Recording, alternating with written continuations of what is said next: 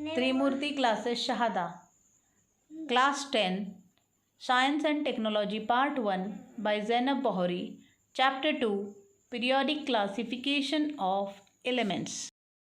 Myself Zainab Bahari, Class 10 Science and Technology Part 1, and we are discussing about classification of elements. In the last period we learnt about Dobbe-Reiner's triad. Today we are going to discuss about Newland's octave. What is Newland's octave and who was Newland? So dear friends, Newland was the English scientist. In the year 1866, he tried to classify elements on the correlationship between the elements and their atomic masses. He arranged the elements in increasing number of atomic masses.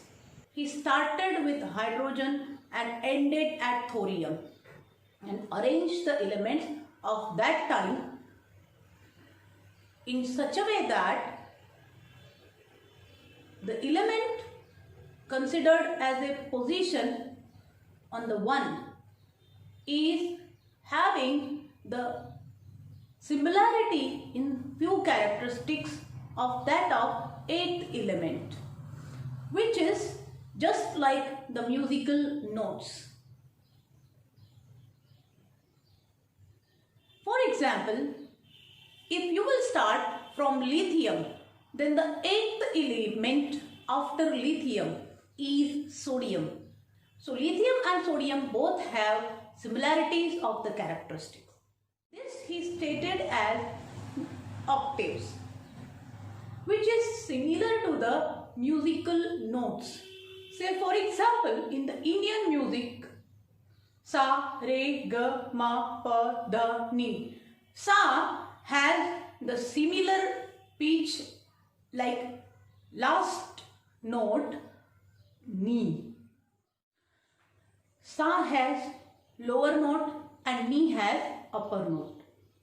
Means the same way, if you will start from the first element, then 8th element will have similar characteristic and atomic number will go on increasing. The same way, if you will take beryllium, then beryllium and the 8th element from the beryllium, that is magnesium, has the similar characteristic. The same with fluorine, and the 8th element chlorine has the similar characteristic. But in this arrangement, the similarities between the first and 8th element was possible only up to certain elements, like up to calcium. The remaining elements were not showing this similarity or this octave law. Newland arranged elements in the 7 by 8. He took 7 columns and 8 rows, and total 56 elements he arranged of that time.